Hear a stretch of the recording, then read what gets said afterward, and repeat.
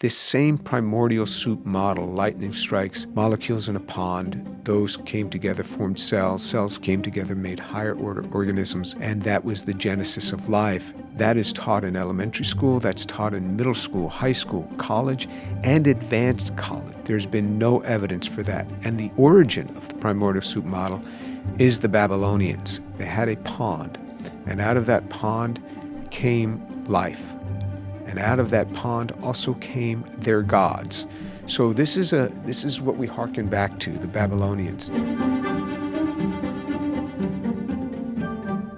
I am so excited to introduce you today to a world-renowned scientist and new friend. I've got Dr. James Tour from Rice University here with us today. Welcome to the show, Jim. Thank you so much. You've had a long career in science, and at some point you decided to make your science and your faith kind of really public, and you've done a really wonderful job at apologetics, really talking about how science and faith are not enemies, and there's a lot of questions in science about the way that we've been presented information. And so I want to get into all that, but before I do, maybe just give us a little background on who you were, how you were raised, and when you first encountered Jesus, because I think you got a really powerful, fascinating testimony. I came to know the Lord at the age of 18. I come from a secular Jewish home. I was born in New York City. I was raised just north of the city. And it was right after my 18th birthday. I went to college. I met a young man from the Navigators Campus Ministry. He presented the gospel to me. And a few months after that, I received. And I was in my room all alone. And I was deeply convicted of my sin. He had me, when he had shared the gospel with me, one of the verses that I read was Matthew 5:28, where Jesus said, I tell you that if you look at a woman with lust for her, you've already committed adultery with her in your heart. And I was addicted to pornography at the age of 14. There was no internet in those days. I was working in a gas station just outside New York City. I was finding these magazines, and so by the age of 18, I was heavily addicted to pornography. And so I was deeply convicted. And it's when Jesus is trying to get a hold of your heart, his words have this enormous power. And I knew that adultery was wrong, but how could I commit adultery in my heart? Adultery is a physical thing. And Jesus is always trying to get at our hearts. Well, he shared the gospel with me, the death, the burial, the resurrection of Jesus. I was all alone in my room a few months later, still dealing with that struggle of sin. And I knelt next to my bed. I'm not sure why I did that. Most Christians I had seen would sit when they pray. Most Jews, we would stand when we pray. I wasn't a religious Jewish person, but if you asked me, I said I was Jewish. I was ethnically Jewish. And but I got down on my knees and I said, Lord, forgive me, because I am a sinner. And I felt the peace of God just start to fill my room. And this burden of sin that I'd been carrying for several months since I heard the gospel just started to lift from me. And then just off to my right, a man is standing. My door was closed. My roommate wasn't there. This was not an optical thing, not an auditory thing. It was the presence of God in Jesus Christ was there in my room. And I wasn't at all scared. I right away turned toward him. I was already on my knees. I put my face to the ground, just weeping. I had never felt love like this before, just pouring out on me, just kindness. There was no judgment, just kindness.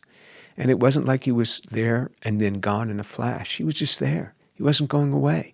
Wow. And I just was weeping. I'd never felt like this before that day. I'd never had a feeling like that after that day.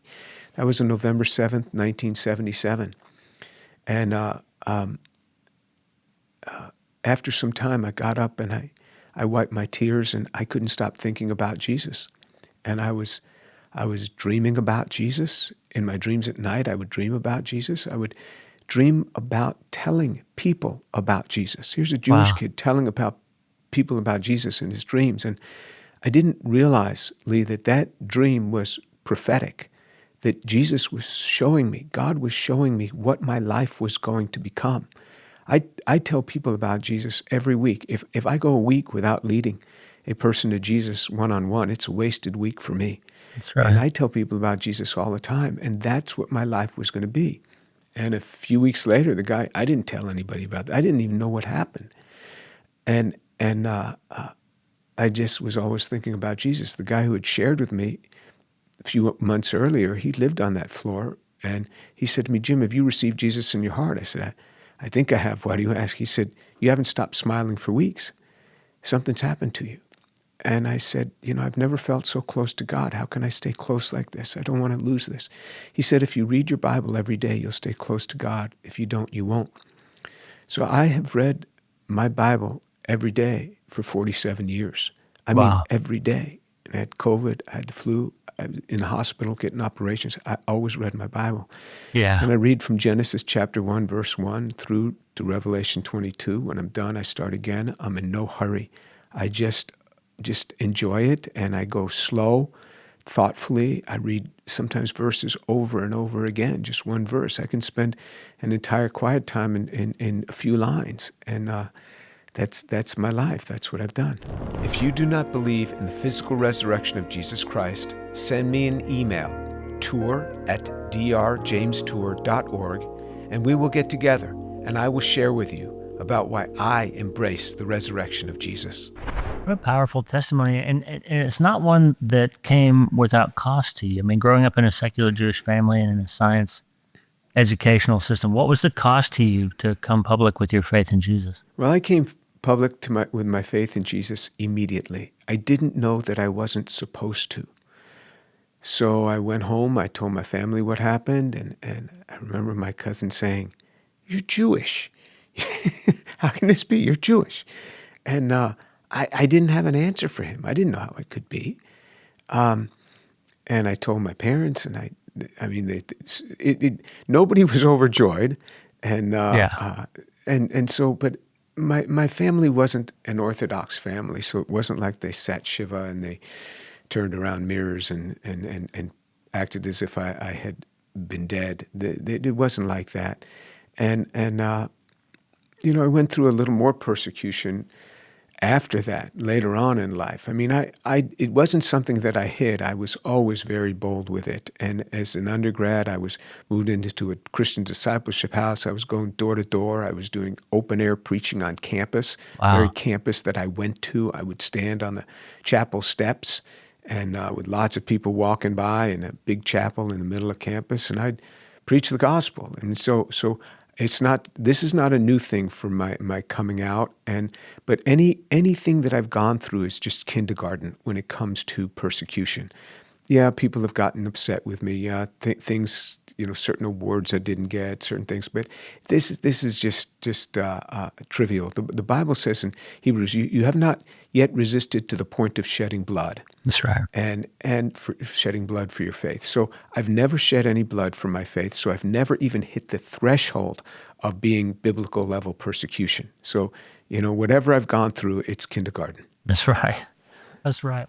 Well, give us, we say somebody's a scientist. I have a bachelor's of science in biochemistry, a couple of publications. And so that qualifies me as a scientist and also a neurosurgeon. But when we say Jim Tour is a scientist, like you're one of the top 50 scientists in the world, 900 almost published, peer-reviewed published scientific papers, 150 issued patents. I have 2 patents, so I know how hard that is. You've got 150. Multiple companies have been started around your work. Give us just an overview of the work that you're doing, the stuff that's come out of your lab, how it's applied to not just academics, but to industry, and the ways that your work is changing the world. Like, give us a little overview of your work. Yeah, well, you're the real kind of doctor. As my kids say, I'm not a real doctor. Right? Real doctors help people.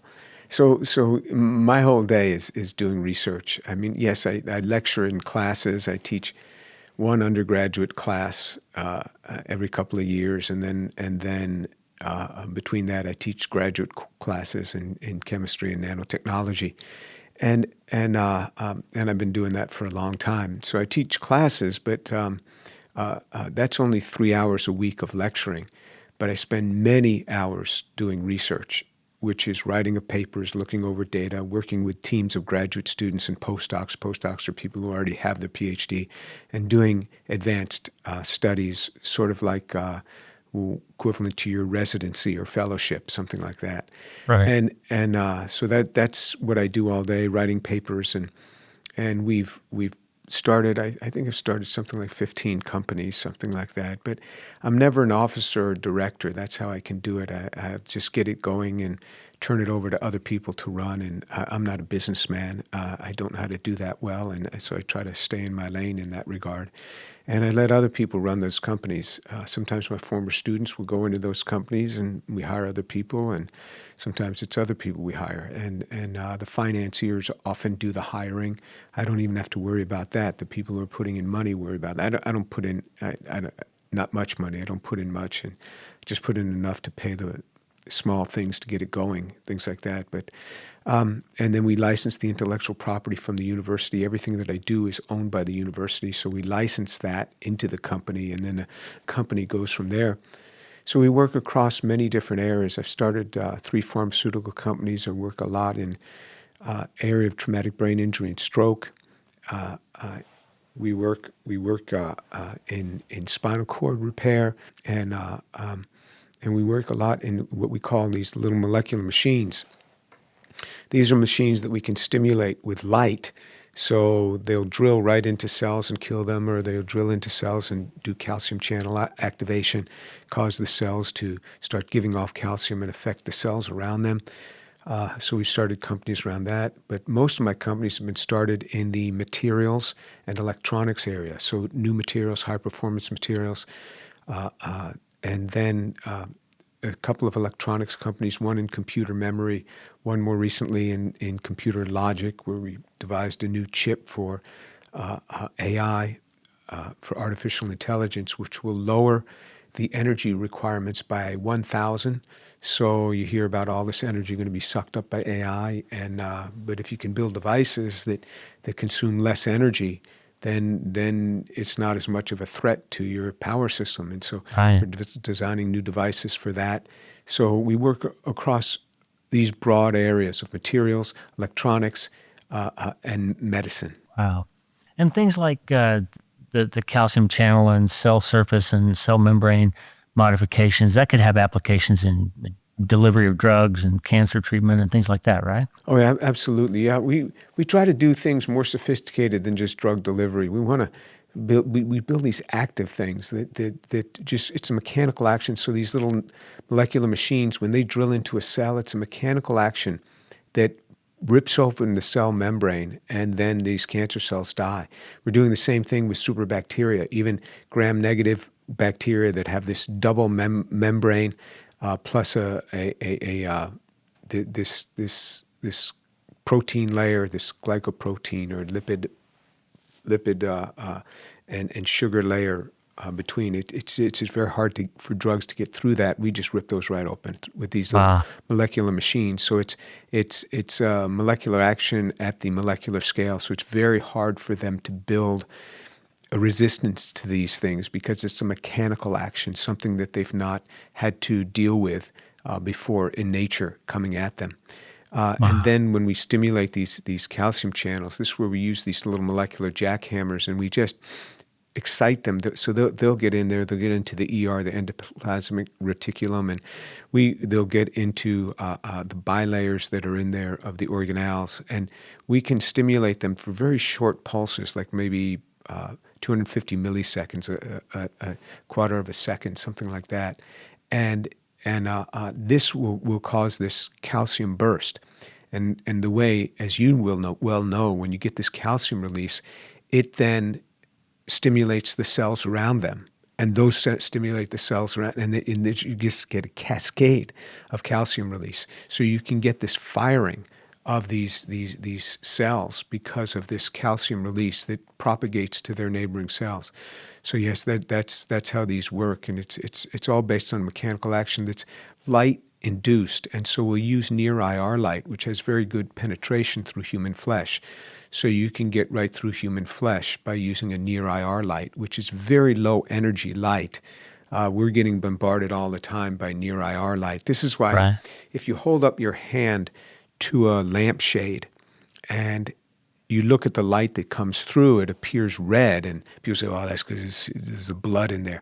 Actually, what's happening is all the light is being absorbed by your hand except the red light. And so the red light is actually passing through, and that's why we behold, that is red. And so near infrared light goes right through flesh, and because of that, we can just shine a light from the outside, and it gets on into the inside. This is fascinating stuff. And I actually just for that overview, just to establish for the listener that when we talk about some of the things we're getting ready to talk about, like you're a person who has studied at the molecular level, so down to the atoms almost, how chemicals and living things interrelate and how you can manipulate them, and how hard it is to make them do something. And just a little background, like I told you in an email the other day, when I was working as an undergraduate student in a laboratory, my job was to synthesize just 9 amino acid long little peptides and then bind them to a polyethyl ethyl ketone plate, and then use that to try to find antibodies for people that had lupus and other autoimmune diseases. And it was really hard to make those reactions happen without messing them up and turning it into a bowl full of goop that wouldn't do anything.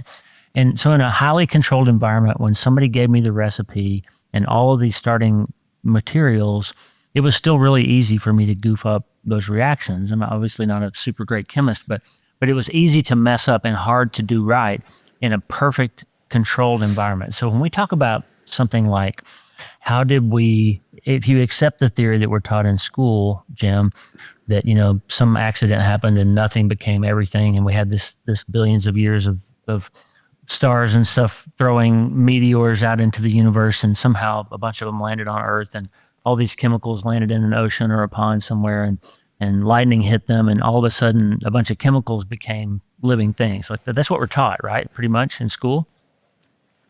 Pretty much.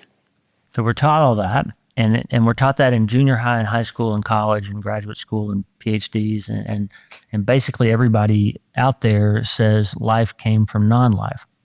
But in your experience, based on all the things you know, like what converts non-living chemicals into living systems, and what's the difference really between non-living things and living things, and how does one become the other?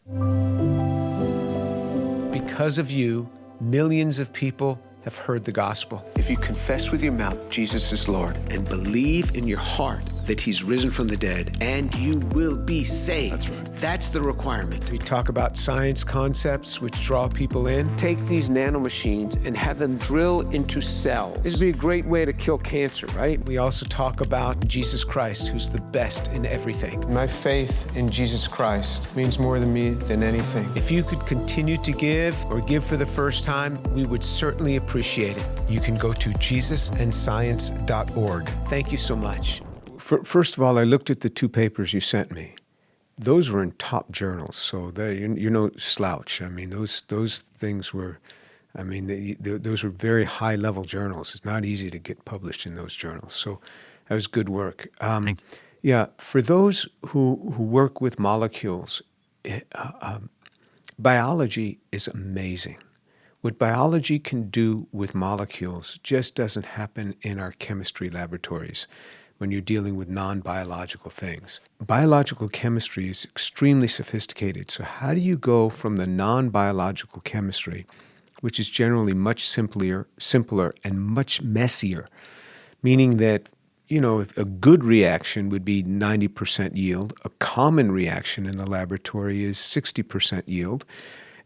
A common reaction that is non-planned on by chemists is often 5% yield. So how do you deal with it when you get 95% junk in there and only 5% of the good material? You don't deal with it. It's just an utter mess. And so how do you go from a non-living system to a living system? Nobody knows, and I have maintained that they are clueless. And when people say, oh no, we're not clueless, we know this, come and talk to me. Let's get in front of a video camera, or we do it by Zoom, or we'll record it, and explain to me how you see non-life things, and what makes you say that we have a pretty good understanding of how life might have formed. Because I don't see the pathway to that. We don't know how to make the small molecules that are needed. Now, you might say that meteorites can bring lots of different small molecules. The amino acids can come here. Get it through a Miller-Urey, lightning strikes.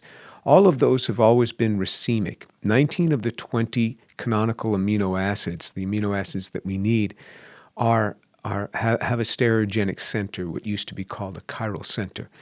And those are not easily resolved. But even if we take that, you get many other amino acids that are not alpha amino acids, that are not living-oriented amino acids. You get many other acids, you get many other amines. And how is it that you could take the mixtures that come out of a Miller-Urey type experiment and ever use them? You can't. Nobody has ever done that. So in all that they say, Miller-Urey made, 10 of the 20 amino acids. Yeah, but it also made thousands of other compounds. And so what it would never be useful to you. You need more constrained chemistry. And that means that you could take what you find in a meteorite, and you might find a couple of molecules of something, but those could well have formed randomly just through explosions or something, but they're not useful because we have tools that could detect molecules to nearly just a few molecule level. And these things are mixed in with such mixtures, they are not usable. So we don't know how to get the small molecules. Even if you had the purified small molecules, how do you get them to couple into the larger structure? So amino acids have to couple together to make what are called polypeptides, which make up all of our proteins and most of our enzymes. We don't know how to get those to polymerize and couple because it's something called the delta G. You may remember that. It's called the free energy. The free energy of formation is positive, which means that these are thermodynamically unfavorable to form. Now, we have tricks to get this to go in the laboratory, but nature outside of a biological system doesn't give us those possibilities. So it favors the starting material. So every time you might get a dimer or trimer, 2 or 3 hooked together, boom, they start going back. It favors going back to the monomer. So we don't know how to polymerize these. We don't know how to hook them together. Then the other thing is, even if we knew how to hook them together, they don't just form linear structures, they form branched structures. Once you form a branch structure with a polypeptide, it's game over. That is never usable. The branch type things form after the main chain is made, or else you could never get the right branching to occur. The sugar molecules are the hardest molecules. Those are called the saccharide sugars, and these saccharide and sugar are the same thing. They're so hard to figure out how to hook together. So, for example, just 6 glucose molecules can hook together over 1 trillion ways. And if you get the wrong hooking pattern, then it's game over. You can't use it. So nobody knows how to polymerize these. Same thing with the nucleotides. This is what makes up DNA and RNA. RNA, what happens is you get branching to occur, and you get this cross-linking that occurs, and you get the wrong order of attachment. It's called a 2' 5' versus the desired 3' 5' coupling. So we don't know how to make the nucleotides. So we don't know how to make the small molecules. We don't know how to make the polypeptides, the polynucleotides, the polysaccharides. We don't even know how to make the lipids. Lipids are easier structure in some senses, but in some senses it's very hard. You got to take a glycerol and desymmetrize it. In other words, the 2 ends are enantiotopic. And so how you pick those out, and then how you form those, it's very hard, and the ordering of these. So we don't know how to make the polymeric forms, but then even if you had all of those, I'll give those to you because we can take a cell today and we can deconstruct it and put all the different parts into different bottles and say, in your own laboratory, get all the big groups in the world to work together. Could you put together a working cell? And they'd say, no, we can't do it. When you gave them all the starting materials. Yeah, you give them all the starting materials that came from a living cell. Now put this back, put Humpty Dumpty back together again. Put it back into a cell. We don't even know how to begin to approach doing that. There's so much non-covalent interaction. So first of all, you got to solve the covalent barriers. But even if we gave them the polymeric form so they didn't have to make the polymers, even if we gave them that, just assembling those, there's so much necessary non-covalent interaction, meaning the aligning up of molecules. We don't know how to do that. You can't just take all the parts and put them in a lipid bilayer and expect them to work any more than you can take all the parts of your car, just put them on the car seats, all the parts of the engine, and just pile them up there and say, I'll just shake this for a while and it'll start running. And a cell is orders of magnitude more complex than an automobile. Many more parts, many more alignments that are needed. And so even if we had all these, so this is the problem with the origin of life. It's a big problem, trying to make life from things that were non-life. And some people will say, well, aliens brought it here. I'm okay with that. But what we're talking about is the origin of first life. Where did the aliens come from? So this is a big question, probably one of the most fundamental questions of humankind. Where did life come from? As scientists, we are clueless. And that's amazing. You mentioned a couple of times the Miller-Urey experiments, and I don't know if people remember that from school or not, but this was an experiment, 1952 or 53, I think 52 maybe, that alleged that they had been able to, in a lab environment, sort of hit the prebiotic soup with lightning or something and create a bunch of amino acids, and everybody thought that was going to lead to basically being able to explain in the coming years how life could have arisen from non-living things. But what's happened in the last, 70 years or so now? Are we closer 70 years after Miller-Urey than have we actually figured it out, or are we farther away from what they thought they were going to tell us? We're actually further away from making life than we were 70 years ago. And you say, how can that be? It's because we've learned in the intermittent 70 years how complex a cell is. So we go from just having a bunch of protoplasm in the early 20th century to having such complexity that even in the simplest of cells, a bacterium, even in the simplest of cells, there's so much complexity there. It's very difficult to think how these things could be assembled. So we're actually further away. So the target each year gets further away.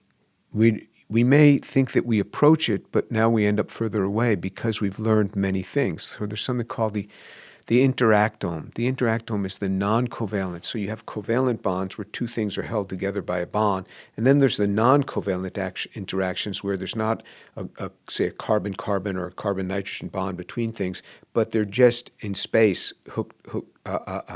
they pull together by what's called a van der Waals interaction is the global interaction.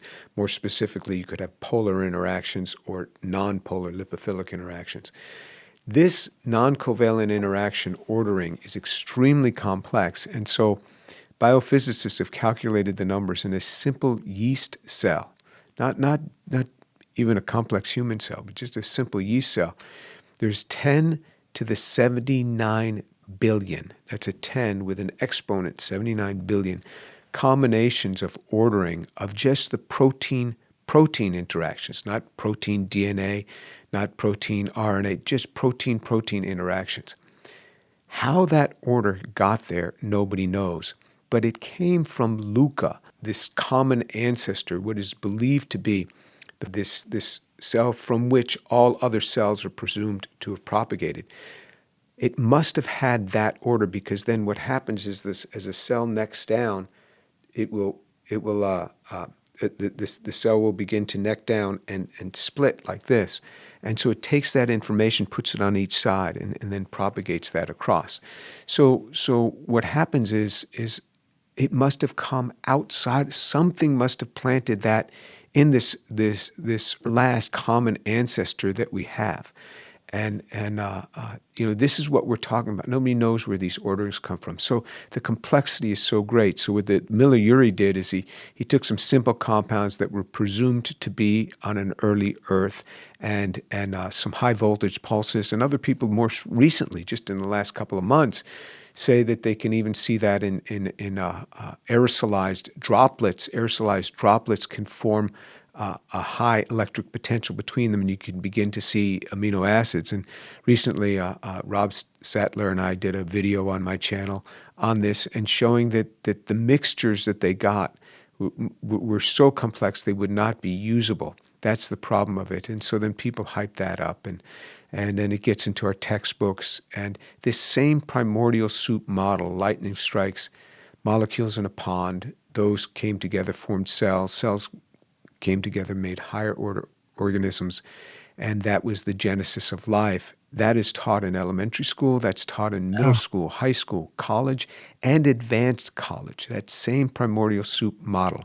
There's been no evidence for that. And the origin of the primordial soup model is the Babylonians. They had a pond, and out of that pond came life. And out of that pond also came their gods. So this is what we hearken back to, the Babylonians, for this model. And I've been, thinking about this a lot. I've been reading, and there's been tons of papers, even in science, big journals like Science, that have said pretty much most of the assumptions that Miller and Urey made were incorrect. I mean, like a lot of the data that they used in the system that they built wouldn't have looked like what Earth looked like back then, if that was really true. So it's amazing to me that the model and that the idea and the ideology really has persisted so long. But when I was working in chemistry, I kept seeing things that were contrary to the idea that we could have started in like a warm ocean vent. And one of the things that I thought of, and I think you'll comment on, is that this idea of being warm and being in a billions of years long environment. So everybody's idea is that given enough years, it's bound to happen sometime. But time and heat are generally bad for chemical reactions, right? Yeah, time is the enemy. Time is the enemy of organic chemistry. I mean, the molecules fall apart. This is why you have these little expiration dates on your food. This is why you have expiration dates on your pharmaceuticals, because what happens is the molecules go bad. They oxidize. If you say, well, there was less oxygen back then, okay, well, what do you want in the atmosphere? You want ammonia? Ammonia is even more degrading on molecules than is oxygen. And so they degrade. So if you happen to get a right molecule that is one of the billions of molecules that you would need to form life, it's not going to hang around very long. And so the numbers, just have a paper out for review to publish a paper on this, that if you look at RNA, which is the most common model that they feel that RNA was the first molecule to form, this ribonucleic acid, Right. the string of RNA. RNA is not very stable. And Right. people will say, well, RNA can last months at room temperature. Yeah, if you have 10 to the 23rd of them.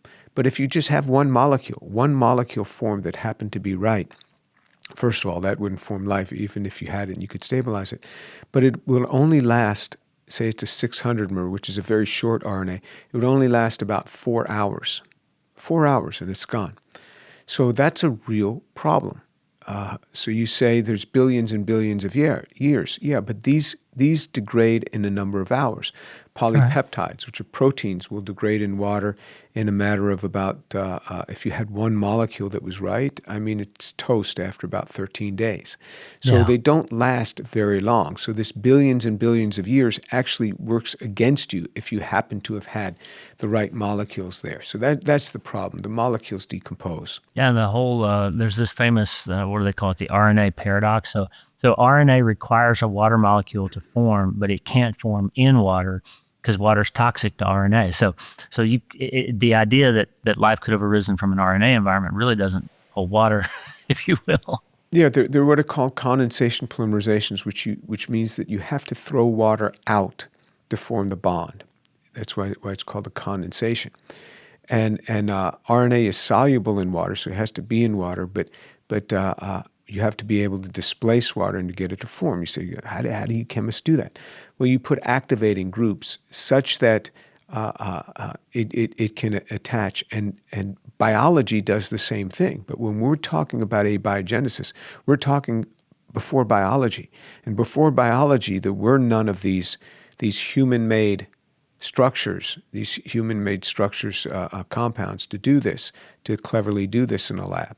And you say, well, there was an enzyme there. An enzyme happened to form. Well, how did that enzyme form? That enzyme had to have formed and had a template of RNA to form. You say, well, that enzyme just happened to form. Okay, if the enzyme just happened to form, how long is that enzyme going to stand around? And like I said, it's a matter of days. So somehow it's going to have to polymerize and have all the canonical amino acids available to it and have no nucleotides available because they would interrupt the formation of that polypeptide. But now, once you have the polypeptide formed, then all of a sudden you have to have the nucleotides with 4 different bases available to it, and you have to have this stringing together. But it's not just those 2 things together. You have to have a number of support enzymes to get this thing to come together. And this is the problem, and this is the problem. It's not just what I see. It's what all organic chemists see. People who make molecules for a living, they all see this. And you say, well, why don't they come forward and say it? Because they don't want to get beaten up by the community. They don't want to lose their grant funding. It is not an easy thing to stand in the way of mantras that have been put forth. This is the problem. That's right. And I think, I'll break the wall and speak directly to the listener for a second. And, we've had this pretty deep conversation here about chemistry and the difference between chemistry and biology and how those things might have come from the other. But we did that to say this to you. If you're raising kids or you're sending your kids to school or you have grandchildren or you just are a person who's interested in this sort of thing, you need to be aware that a lot of the things we're taught are not derived from science. They're derived from what I would call scientism, the worldview. This worldview that everything has to be explainable through natural processes and everything is reducible to chemistry and the activity of cells and neurons and neuroscience. So Jim, maybe just to the listener, just speak about for a second, why does it matter? Why does it matter that we have this kind of conversation, and why does it matter that they should think about these things, and what does it have to do with our faith? Many people get drawn away from their faith when they go to high school or they go to college and they hear professors say certain things. What we have to be able to distinguish from is scientific fact and a hypothesis, scientific suggestion, a hypothesis of something. We have to be able to distinguish these. Scientific facts are really facts. They don't change with time. For example, water is H2O. Now, you could have different isotopes of hydrogen and oxygen, such that there could be actually 18 different isotopomers of water, but they are all 2 hydrogens and 1 oxygen. Yeah. You go anywhere in the universe, that will not change. That is a scientific fact. There are suppositions, there are hypotheses in science that are taught as scientific fact, which are really not fact. And some of the things that we've talked about today, these are hypotheses on how life have come forth, and we don't have facts that back them up, but they're taught as facts. So people will say, well, so the Bible's wrong. Materialism has been able to explain this, and many people fall away from the faith unnecessarily. And so a lot of times through the watching of my videos, people contact me and they say I drifted away from the Lord when I got to college and I saw all of this. And now I realize there was no reason to have drifted away. And even if we should have a naturalistic explanation on how life could have formed. So for example, not too long ago, one student asked me, so what if we do find out one day how life originated? What would this do to your faith? And I said, it'd make it stronger. Nobody would be happier than me, because then I would see how God did this thing and he would become more marvelous in my eyes. For example, prior to the mid-1950s, we did not know why when 2 parents are tall, their child is tall. Or when 2 parents are black, their child is black. We didn't know why that is. But now we know, because it's written, this prescription for how the enzymes are going to build your body are written into the polynucleotides, the DNA. It's written there. It's a prescribed ordering. It is a code for the structure of what's going to be built by that cell's machinery. Prior to the 1950s, we didn't know that. So when we find out in the 1950s, the mid-1950s, through these experiments that the Watson-Crick model of the DNA, it doesn't make me love God less. It makes me all the more wonder at his amazing talents. So this is how you did it, Lord. This is how you stored the information. The information is stored in a code. The code is based on a 4-letter alphabet, and you have these words that prescribe for certain enzymes that do all the construction. This is where I can see, but the person on the street that doesn't know biochemistry, they can't see this. They don't know this. So who has a greater appreciation for the wonders of God as it relates to human structure building? The person on the street that doesn't know any of this, or me? I do, because I get to see it. So we as we learn in science, and it exposes to us how God has done these things, it makes us all the more amazed at it. And Lee, I bet this is what you see as you understand the brain and you understand how it works. You can appreciate the brain much better than I can, much better than the layperson can, because you work in this area and you go, my goodness, this is an amazing structure. So it gives us actually a greater appreciation for God. That's right. I have a friend, you might know him, Michael Gillen is a PhD quantum physicist. Do you know Michael? Yes. He talks about how he was an atheist trained under Carl Sagan at Cornell, and he found God through a girl, but also by seeing the Schrodinger equation and seeing the math and understanding how quantum physics basically taught him how the universe works, and he saw God there, and that's what converted him to the faith. And I think that's when you have a great mind like you do, and Michael, and the work that I do, your eyes get open sometimes when you see the complexity at work, and you say, this could not have happened without design, without input of a great mind. And so I see exactly what you're saying, and I think that's what Psalm 111 is all about. Great are the works of the Lord; they are pondered by all who delight in them. So we see these things and we worship, right? Yes, that's right. And many more things we'll behold. I never use a God of the gaps argument that, we don't have an explanation, therefore God. Because I presume many of the things that are mysteries for us today will become enlightened on.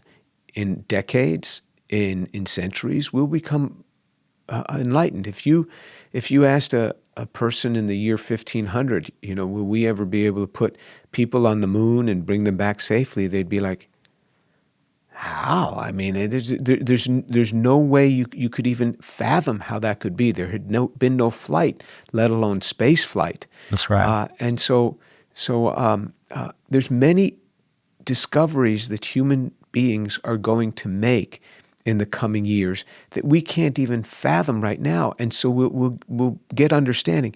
As far as right now, we have no idea how life formed. We just have no idea. That's not to say that we never will have an idea. And then when we have an idea, it just makes us all the more amazed at God that, okay, this is how he did it. I mean, there's so much in the sciences. We are told by physicists that the vast majority of energy and matter is dark.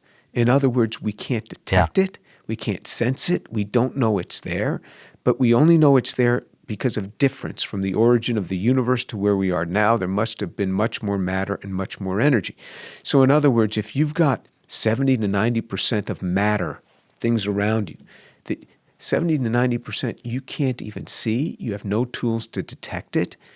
And one day we'll be able to detect these things. We'll be able to monitor these things. And the energy we'll be able to harness. Right now we can't even detect it. You say, this is silly. This could never be. Well, let me give you an example. 300 years ago, people didn't understand that there were wavelengths of light that were other than the visible wavelength where you and I see. You and I see only between 400 nanometers and about 750 nanometers, only in that region. That's all we see. That's the visible region. But there is a region that is huge for electromagnetic radiation, which is called light sometimes, but for all of electromagnetic radiation, it's huge. And all we see is this tiny little bit. That's where we see. Now, we have tools that were not around 300 years ago, 500 years ago, where we can detect all the way through this region. So if you go in one way, a little bit beyond the visible region, you go into the ultraviolet region. We have tools that can detect that. You go further and you get into the X-ray region, and go further, you get into the gamma ray region. We can Right. not only detect those, we use those as tools. You go the other region, you get into the infrared. We don't see in the infrared. Snakes see in the infrared. That's how they see their prey at night. We Right. put on these night vision goggles, and they're giving infrared, and it's sometimes called a heat signature, and you Right. see this infrared. But then you go beyond that, and you start getting into the microwave and the radio wave. We don't detect myself with radio waves. If I put a little radio here, it's going to start playing. Turn it on, it starts playing. The same waves that are hitting that radio's antenna are hitting me. I That's don't right. detect them. They go right through me. I don't even notice them. To me, they are quote unquote dark. But we have tools that detect them. So think about that. This is what we live in a world where we think, hey, I'm aware of things going on. We're not aware of so much. That's There's right. so much in other domains that we don't even detect yet, let alone harness. When we learn how to harness dark energy, it's going to be amazing. But first, we've got to be able to detect it. And this is where humankind is going. And to me, science is an exciting world because the book of God, the Bible, tells us about God and tells us what we need to know. That then there's this other book that they talk about, and that's the book of nature, where That's right. God reveals other things that are not revealed in His Bible. And through this, it's just like extraordinary to be a scientist, be able to behold these things as they start coming forward. Amen. Now, Francis Bacon wrote about that, I think, hundreds of years ago, the two books that God wrote. And one thing I see about you, I want to kind of land here as we finish up, Jim. One thing that you've done that I think is so amazing, I'm gonna strive to be more like you in this regard. You've spent a lot of your time interacting with people as a witness for Christ. And so you've made yourself available to say people can contact you and you will share with them the evidence for Christ's resurrection and why it makes sense to believe and all that. So tell us a little bit about some of the interactions you've had with people and how people can get a hold of you if they want to have a conversation with you like that. Right. So this is an invitation to people who do not believe in the physical resurrection of Jesus Christ. If you believe, I can't meet with you because I just don't have the time. Yeah. Let's leave this time for the people who do not yet believe. Let's leave this time to bring people to the Lord. So if you do not believe in the physical resurrection of Jesus Christ, you can send me an email to tour@drjamestour.org, tour@drjamestour.org. And that email will get to me, and we'll set up a time to get together. And I'll share with you one-on-one why I embrace the resurrection of Jesus Christ. It takes about an hour, and I would say 90%, maybe more, 90% of the people with whom I speak that very day, right there, give their lives to the Lord. Again, I'm involved in a 13-week Bible study, one-on-one with friends of mine that I work with. Wow. And I get them involved in a daily reading pattern because it's so important to every day. And every day doesn't mean 3 days a week. There are promises for being in the Word of God every day, multiple promises. Joshua chapter 1, verse 8 and 9, Psalm chapter 1, Psalm 112, verse 1 and 2, Psalm 119, verse 97 through 100. Again and again, promises when you're every day in the Word of God. 3 days a week is not every day. But when you're in the Word of God every day, that's what I want to get them in. Then they remain, and they remain firm in good fruit. And so that's what I do, and I share with them, and I see lives change all the time. And I've seen this happen hundreds and hundreds of times. Like I said, if I go a week without seeing somebody come to the Lord, I get so saddened. I said, Lord, why? Why this waste of a week, Lord? Can I see somebody? You're telling me there's nobody in this world?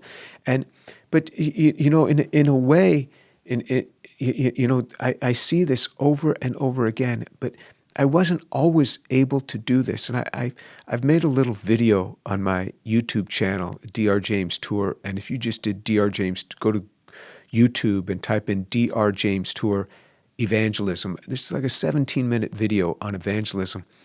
And I always wanted to evangelize. I always wanted to see lots of converts. And I would only see like 2 or 3 a year. But about, I don't know, 6 or 7 years ago, I really took a turn.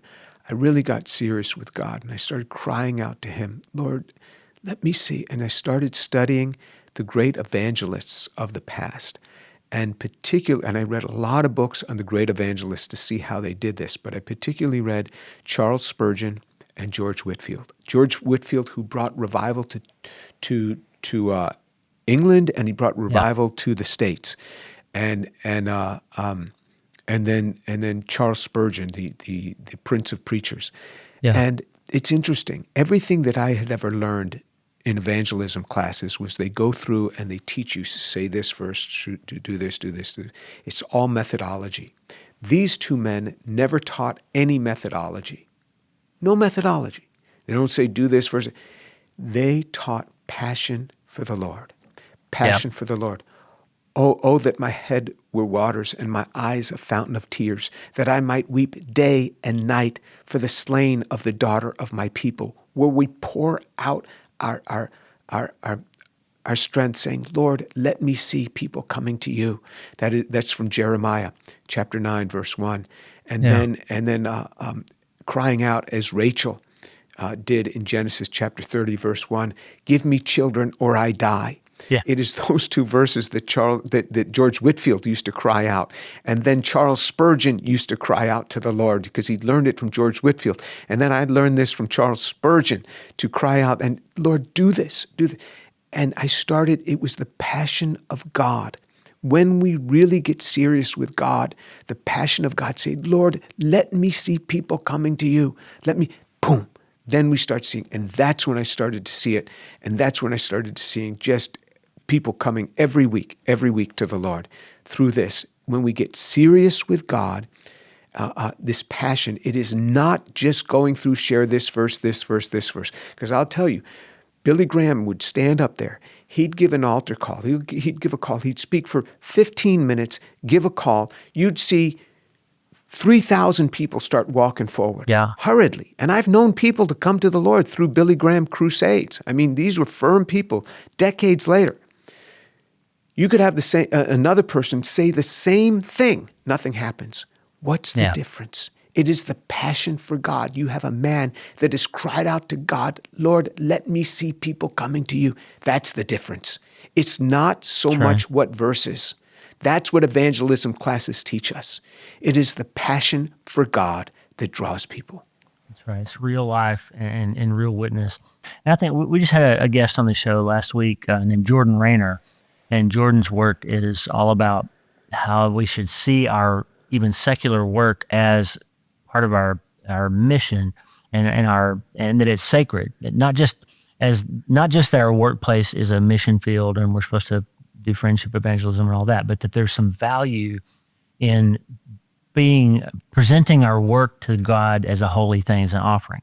And I just see that, and I commend you on using your career as an offering for the Lord, Jim, and you're just sharing your faith. You're going around to the Ivy League and teaching the young students and giving them an opportunity to ask you questions. And I just commend you. I thank you for your work and your witness and the great work that you're doing in the world of chemistry. And I'm honored to have had this time to talk with you today, Jim. Thank you so much. Well, thank you for inviting me. And if I could just tell your audience again, I mean, come and check out the content on my channel, Dr. James Tour. It's on YouTube. It's on X.